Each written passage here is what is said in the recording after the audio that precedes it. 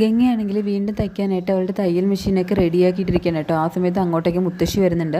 എന്നിട്ട് മുത്തശ്ശി പറയാണ്, എൻ്റെ അരവിന്ദം മരിച്ചിട്ട് ഒരാഴ്ചയേ ആയിട്ടുള്ളൂ, എല്ലാവരും അവനെ മറന്നല്ലോ എന്ന് പറയാം കേട്ടോ. അപ്പോൾ ഗംഗയാണെങ്കിൽ മുത്തശ്ശിയുടെ അടുത്ത് ചെന്ന് ചോദിക്കുക, എന്താ മുത്തശ്ശി ഇത്, മുത്തശ്ശി ഇതിനൊക്കെ അറിയുന്നത്, ഇത് ആരെ കാണിക്കാനാ, മുത്തശ്ശിക്ക് എല്ലാ കാര്യങ്ങളും അറിവുള്ളതല്ലേ മുത്തശ്ശി, പിന്നെ എന്തിനാ ഇങ്ങനെയൊക്കെ പറയണത്. എന്നിട്ട് മുത്തശ്ശിയുടെ അടുത്ത് നിന്ന് ഗംഗയാണെങ്കിൽ വീണ്ടും തയ്യൽ മെഷീൻ്റെ അടുത്തേക്ക് പോവുകയാണ് കേട്ടോ. എന്നിട്ട് അതിൽ ഓയിലൊക്കെ ഒഴിച്ചിട്ട് ഗംഗ പറയാണ്, മുത്തശ്ശി ചെറിയൊരു പ്രശ്നം വന്നു കഴിഞ്ഞാൽ മടി പിടിക്കുന്നവരാണ് ഞാൻ, മിക്ക ആൾക്കാരും അങ്ങനെ തന്നെയാണ്. പക്ഷേ നമ്മുടെ കൂടെയുള്ളവരുടെ കണ്ണീര് കാണുമ്പോഴേ നമുക്കതൊരു ഊർജ്ജമാണ് അധ്വാനിക്കാനുള്ളത്. അങ്ങനെ അധ്വാനിച്ച് തുടങ്ങുമ്പോൾ പിന്നെ ആ വണ്ടി വേഗത്തിൽ ഓടിത്തുടങ്ങും. എനിക്കിപ്പോൾ മനസ്സിലൊന്നേ ഉള്ളൂ മുത്തശ്ശി, തയ്ക്കുക, കാശുണ്ടാക്കുക, ഈ കുടുംബം നോക്കുക, അത് മാത്രമേ എൻ്റെ മനസ്സിലുള്ളൂ എന്ന് പറയണം കേട്ടോ. അങ്ങനെ ഇതൊക്കെ കേട്ടിട്ട് മുത്തശ്ശിയാണെങ്കിൽ ഒന്നും പറയാതെ അവിടെ നിന്ന് പോവുകയാണേ. ഇത് കഴിയുമ്പോൾ വിനീത് അങ്ങോട്ടേക്ക് വരുന്നുണ്ട് കേട്ടോ. അങ്ങനെ വിനീത് വരുമ്പോഴാണെങ്കിൽ ശാരദ മുറ്റത്തിന് നിൽപ്പുണ്ടാവും. അങ്ങനെ ശാരദയെ കാണുമ്പോൾ വിനീത് ചോദിക്കുന്നുണ്ട്, എന്താ അമ്മ ഇവിടെ ഒരു ബഹളവും ഇല്ലല്ലോ, ഇവിടെ ആരും ഇല്ലേ. അപ്പോൾ ശാരദ പറയാണ്, നിളയും യമുനയും പഠിക്കാൻ പോയിട്ടുണ്ട്, കാവേരി നിളയെ കൊണ്ടുവിടാൻ പോയേക്കാന്ന് പറയട്ടോ. അപ്പം വിനീത് പറയുന്നുണ്ട്, അത് നന്നായി, വീട്ടിൽ തന്നെ ഇരുന്നാലേ വിഷമം മാറത്തില്ല.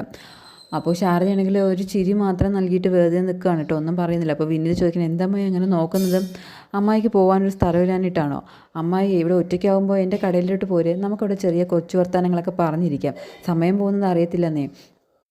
എന്നിട്ട് വിനീതാണെങ്കിൽ തൻ്റെ കയ്യിലുള്ള കവർ ശാരദയ്ക്ക് കൊടുക്കുകയാണ് കേട്ടോ. എന്നിട്ട് പറയാണ്, ഇത് കുറച്ച് സ്നാക്സ് അമ്മായി, കുട്ടികൾ വൈകുന്നേരം വരുമ്പോൾ കൊടുക്കാമല്ലോ. അപ്പോൾ ശാരദ ചോദിക്കുന്നുണ്ട്, എന്തിനാ മോനെ ഇതൊക്കെ വാങ്ങാനായിട്ട് നീ വെറുതെ കാശ് കളയുന്നത്. അപ്പോൾ വിനീത് പറയാം, ഇത് വാങ്ങാനുള്ള കാശിനിട്ടെ ഞാൻ എൻ്റെ കട വിറ്റിട്ടാണ് പോകുന്നത്. എന്നിട്ട് വിനീതാണെങ്കിൽ മുത്തശ്ശിയെ കണ്ടിട്ട് വരാമെന്ന് പറഞ്ഞാൽ അകത്തേക്ക് കയറി പോവാണ് കേട്ടോ. ആ സമയത്ത് തന്നെ ഗംഗ പുറത്തേക്ക് വരുന്നുണ്ട്. അങ്ങനെ അവർ രണ്ടാളും പരസ്പരം മുഖത്തോട് മുഖം നോക്കി നിൽക്കണം കേട്ടോ. ഈ സമയത്തിന് ഗംഗയ്ക്ക് തുണി കൊടുക്കാനായിട്ട് ഒരു സ്ത്രീ അങ്ങോട്ടേക്ക് വരുന്നുണ്ട്. അങ്ങനെ ഗംഗയാണെങ്കിൽ അവരുടെ അടുത്തേക്ക് ചെല്ലുകയാണ്. ആ സമയത്ത് ആ സ്ത്രീ പറയുന്നുണ്ട്, ഗംഗ വീണ്ടും തയ്ക്കാൻ തുടങ്ങിയോ, എനിക്കൊരു ചെറിയ സംശയം ഉണ്ടായിരുന്നു. അപ്പോൾ ഗംഗ ചോദിക്കണം, എന്തെന്താ ചേച്ചി അങ്ങനെ പറഞ്ഞത്, അല്ല അച്ഛൻ മരിച്ചിട്ട് അധികം നാളായിട്ടില്ലല്ലോ. അപ്പോൾ ഗംഗ പറയണം, എന്ന് കരുതിയാൽ എങ്ങനെയാണ് ചേച്ചി, എനിക്കിപ്പോൾ തയ്യൽ മാത്രമേ ഉള്ളൂ, എനിക്ക് കുടുംബം നോക്കണ്ടേ, ചേച്ചിക്ക് ഇത് എപ്പോഴാണ് വേണ്ടതെന്ന് പറഞ്ഞാൽ മതി, ഞാൻ തച്ച് തരാം. അതുമാത്രമല്ല ഗംഗ പറയാണ്, ചേച്ചിക്ക് പരിചയമുള്ളവരോട് കൂടി പറയണേ, എന്തെങ്കിലും തുണി ഉണ്ടെങ്കിൽ ഇങ്ങോട്ട് കൊണ്ടുവരാനായിട്ട്, എനിക്കിപ്പോൾ തയ്യൽ അത്യാവശ്യമാണെന്ന് പറയണം കേട്ടോ. അങ്ങനെ ഇതൊക്കെയാണെങ്കിൽ വിനീത് പിന്നിൽ നിന്ന് കേൾക്കുന്നുണ്ടാവും. ഗംഗ ഭാഗത്തേക്ക് പോയി കഴിയുമ്പോൾ ശാരദ പറയുന്നുണ്ട്, നടുവേദന വരും, കാലുവേദന വരും എന്ന് പറഞ്ഞിട്ട് അരവിന്ദട്ട് തയ്ക്കണ്ടെന്ന് പറഞ്ഞിരുന്ന മോളാ, ഇപ്പോൾ അവൾക്ക് തയ്യൽ മാത്രമേ ഉള്ളൂ എന്ന് പറയണം കേട്ടോ.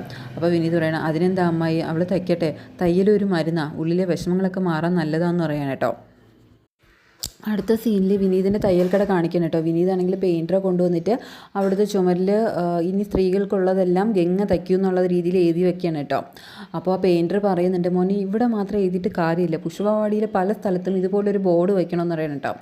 അപ്പോൾ അസിസ്റ്റൻറ്റ് പറയണം, ആ ബോർഡിൻ്റെ അടുത്തേ മറ്റൊരു ബോർഡും കൂടി വയ്ക്കണം, ഇവിടെ ഒരു തയ്യൽ കടയും കുറച്ച് തയ്യൽ മെഷീനും കൂടി വിൽക്കാനുണ്ടെന്ന്. അപ്പോൾ വിനീതാണെങ്കിൽ അതെന്താ അങ്ങനെ പറഞ്ഞെന്ന് ചോദിക്കുമ്പം അയാളാണെങ്കിൽ പറയാണ്, ഇപ്പോൾ പൊതുവേ തയ്ക്കാനുള്ള ആൾക്കാർ കുറവാണ്, എല്ലാവർക്കും റെഡിമെയ്ഡ് മതി, അതിനിടയിൽ നീ ഇവിടെ വരുന്ന കസ്റ്റമേഴ്സിനെയൊക്കെ ഗംഗയുടെ അടുത്തേക്ക് പറഞ്ഞേക്കുന്നത്, അതും നിന്നെ തേച്ചിട്ട് പോയ പെണ്ണിൻ്റെ അടുത്തേക്ക്, അത് ശരിയാണോ എന്ന് ചോദിക്കാൻ കേട്ടോ.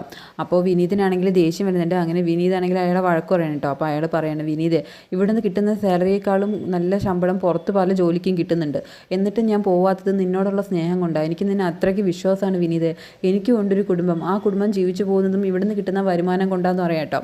അപ്പോൾ വിനീതിനാണെങ്കിൽ സങ്കടം വരുന്നുണ്ട്. അങ്ങനെ വിനീതാണെങ്കിൽ പുള്ളിക്കാരനോട് പറയണം, അങ്ങനെ വിഷമിക്കലേക്കാം, ഇക്കയ്ക്ക് ഒരു പ്രയാസവും വരത്തില്ല, ഇക്കയുടെ ജോലിയൊന്നും പോകത്തില്ല, നമ്മുടെ കടയും പൂട്ടുന്നില്ല എന്ന് പറയണം കേട്ടോ. ഇതൊക്കെ കഴിഞ്ഞിട്ട് യമുനയുടെ കോളേജ് കാണിക്കണം കേട്ടോ. അവിടെ വിശാലിൻ്റെ കൂട്ടുകാരും കൂടിയിട്ട് ബൈക്കിലിരുന്നിട്ട് ഓരോ പെൺകുട്ടികളെ നോക്കി സൈറ്റ് അടിച്ച് നിൽക്കുകയാണ് കേട്ടോ. പെട്ടെന്നാണെങ്കിൽ വിശാലിൻ്റെ കൂട്ടുകാരനാണ് യമുനയെ കണ്ടിട്ട് വിശാലിനെ അറിയിക്കുന്നുണ്ട്. അപ്പോൾ വിശാലാണെങ്കിൽ ബൈക്കിൽ നിന്ന് എണീറ്റ് പോയി യമുനയോട് സംസാരിക്കണം കേട്ടോ, നീ പെട്ടെന്ന് കോളേജിലേക്ക് വന്നോ. അപ്പോൾ യമുന പറയണം, വരാതെ പറ്റുമോ, പഠിക്കണ്ടേ. അപ്പോൾ വിശാൽ ചോദിക്കണം, അപ്പോൾ നീ പഠിക്കാൻ വേണ്ടി മാത്രമാണോ ഇപ്പോൾ കോളേജിലേക്ക് വന്നത്. അപ്പോൾ യമുന ചോദിക്കുന്നുണ്ട്, പഠിക്കാനല്ലാണ്ട് പിന്നെ എന്തിനാണ് കോളേജിലേക്ക് വരുന്നത്. അത് കൊള്ളാം, നീ എന്ന് വരുമെന്ന് കാത്തു തരുന്ന കോളേജിൻ്റെ ഗേറ്റ് തന്നെ നോക്കിയിരിക്കുന്നത് എന്നോടാണോ നീ ഇങ്ങനെ ചോദിക്കുന്നത്. അപ്പോൾ യമുന പറയണം, അയ്യോ വിശാലേ സോറി, ഞാൻ അങ്ങനെയൊന്നും ചിന്തിച്ചിട്ടല്ല പറഞ്ഞത്.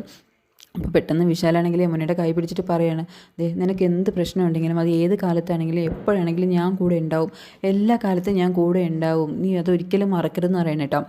യമുനയ്ക്ക് ആദ്യം അത് കേൾക്കുമ്പം സന്തോഷമൊക്കെ തോന്നുന്നുണ്ട്. അങ്ങനെ പെട്ടെന്ന് യമുനയാണെങ്കിൽ കൈ മാറ്റുന്നുണ്ട് കേട്ടോ. എന്നിട്ട് പറയാണ്, വിശാൽ ഇത് കോളേജ്, ഇവിടെ ആൾക്കാർ ശ്രദ്ധിക്കും. അപ്പോൾ വിശാൽ ചോദിക്കുകയാണ്, അതിനിപ്പോൾ എന്താ, നീ എൻ്റെ പെണ്ണാന്ന് ഞാൻ എല്ലാവരോടും ഉറക്കെ വിളിച്ച് പറയണം. അപ്പോൾ യമുന പറയണം, അതൊന്നും വേണ്ട, എനിക്കിപ്പോൾ ക്ലാസ്സിന് ലേറ്റായി, ഞാൻ പോവാന്ന് പറഞ്ഞിട്ട് യമുന പോവാണ് കേട്ടോ. അപ്പോൾ യമുന പോയതിന് ശേഷം വിശാലിൻ്റെ കൂട്ടുകാരനാണെങ്കിൽ വിശാലിനോടൊന്ന് ചോദിക്കണം, എടാ നീ ഈ യമുനേനെ വിവാഹം കഴിക്കുമോ? അപ്പോൾ വിശാൽ ചോദിക്കണം, വിവാഹമോ? എടാ അതിനൊക്കെ ഇനി എത്ര കാലം കിടക്കുന്നു, ആ പ്രായമാകുമ്പോഴേ അച്ഛൻ നോക്കും, കുടുംബ മഹിമയും കാശും പഠിപ്പും ഒക്കെ ഉള്ള ഒരു പെണ്ണിനെ. ഇത് ഇപ്പോൾ ഒരു 5-6 പെണ്ണുങ്ങൾ നമ്മളോട് പ്രണയം പറഞ്ഞ് വിഗ്രഹം പോലെ ചുറ്റിലും നടക്കുന്നത് ഒരു ത്രില്ലല്ലേടാ. അതിലൊന്ന് മാത്രമാണ് എനിക്ക് യമുന എന്ന് പറയാണ് കേട്ടോ. അടുത്ത സീനിൽ ജയപാലിനെ കാണിക്കണം കേട്ടോ. ജയപാലനും ബാങ്കിലെ ഓഫീസറും കൂടിയിട്ട് മദ്യപിക്കായിരിക്കും. അപ്പം ബാങ്കിലെ ഓഫീസറോട് ജയപാലൻ പറയണം, നിങ്ങളുടെ പിടിപ്പുകേട് കൊണ്ട് ആ വീട് കൈവിട്ട് പോയത്. അപ്പോൾ ബാങ്കിലെ ഓഫീസർ പറയാണ്, അതിപ്പോൾ ഞങ്ങളുടെ കുഴപ്പമായോ, അവരെ വന്നിട്ട് മുഴുവൻ തുകയും അടച്ചു കഴിഞ്ഞു, എന്നിട്ടും വീട് വിട്ടു കൊടുത്തില്ലെങ്കിൽ എനിക്ക് സസ്പെൻഷൻ ലെറ്റർ കയ്യിലോട്ട് അടിച്ച് കിട്ടും, അല്ലെങ്കിലും കാശ് അടച്ചു കഴിഞ്ഞാൽ പിന്നെ വീട് കൈവശം വെക്കാനുള്ള അധികാരമൊന്നും ബാങ്കിൽ ആർക്കും ഇല്ലെന്ന് പറയണം കേട്ടോ. ജയപാലൻ പറയണം, നല്ല കിളികുഞ്ഞു പോലത്തെ വീടായിരുന്നു, ഞാൻ എന്തുമാത്രം ആഗ്രഹിച്ചത് ആ വീട് സ്വന്തമാക്കാൻ, ഒക്കെ നഷ്ടപ്പെട്ടു പോയല്ലോ, എന്നാൽ ആ കാവേരിക്ക് എവിടുന്ന ഇത്രയും കാശ്? അപ്പോൾ ബാങ്കിൽ ഓഫീസർ പറയണം, അതിനവരെ സഹായിച്ച ആളെ നിങ്ങൾക്കറിയാം, നിവിൻ നിങ്ങളുടെ അനന്തരവനായിട്ട് വരുമെന്ന് പറയണം കേട്ടോ. ആ ചെക്കനും കൂടി അന്ന് ബാങ്കിൽ ഒന്ന് സംസാരിച്ചിരുന്നു എന്നറിയാം. അപ്പോൾ അത് കേൾക്കുന്ന ജയപാലനാണെങ്കിൽ അത് തീരെ ഇഷ്ടമാവുന്നില്ല.